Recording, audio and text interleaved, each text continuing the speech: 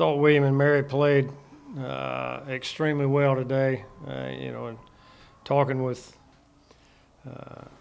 Coach Murphy after the game, he felt like that was their best.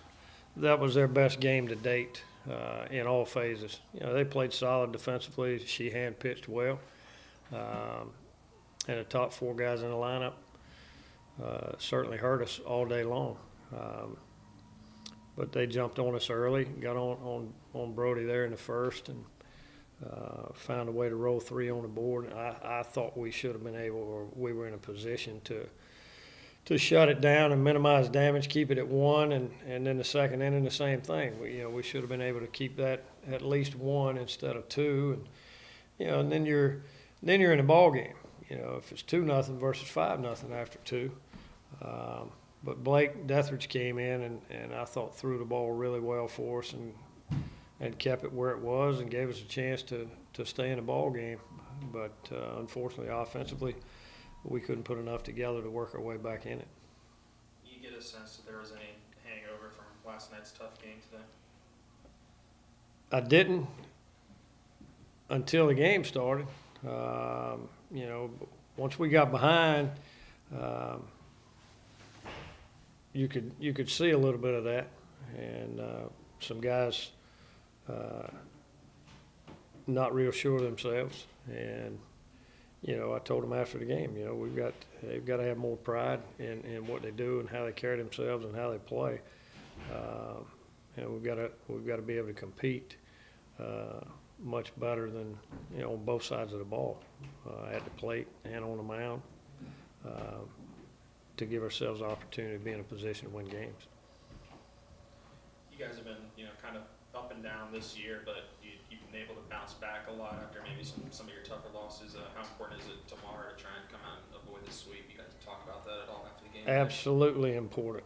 You can't if you're going to stay in a race, you can't get swept at home. We can't get swept anywhere, whether it's at home or on the road. So, we certainly have to find a way, whatever we've got to do tomorrow to get out of here in the W column.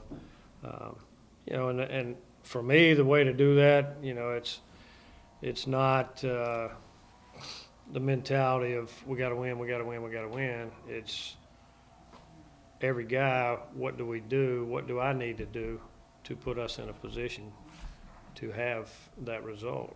So it's more process oriented. I've got to lock in each at bat and have a feel and have a plan. I've got to have a plan on the mound, how I'm going to attack each hitter in the lineup, and then if we're prepared to do that, then you see what the result is at the end of the day. A lot of early count swings against Sheehan today. Was that part of the plan, or just something the kids felt like they had an opportunity early in the count to jump on some of his early stuff? Typically, he's going to be around the zone, and I thought a number of our at-bats were pretty good at-bats early in the count. We put some decent swings on some balls early in the count, but then he started mixing a lot more change-ups early and a little more breaking ball, and I thought some of our guys got themselves in trouble on occasion, but it wasn't so much early as it was throughout the at-bat. And not maintaining some plate discipline and forcing him to come in the zone. We expanded way too much. The lineup looked a little bit different today. Just talk about maybe continuing to tweak that lineup. What goes into that? A lot of it depends on who the last person is in there. We feel comfortable with Chris when he's in there hitting in the two-hole. Brody. Brought us, with him. Typically we'd like to keep him a little further down. Doug, feel good about him being in a two-hole. So a lot of it depends on, who's in there, and still trying to figure some things out as to what that order needs to be. We feel like the order, with that group of five that are together, Weiss and Jones and Baldwin, Zajac, Brown, keeping all those guys together, it gives us best opportunity. Unfortunately, the last 2 or 3 games, it's been sporadic. You know, each one of them's had a good at bat or two, but to be able to put them back to back, you know, we hadn't been able to tie those back to back. You know, one time through the lineup, you got 2 or 3 of them have decent at bats, and the next time through, it's 2 or 3 of the others. So, you know, somehow we've got to figure out a way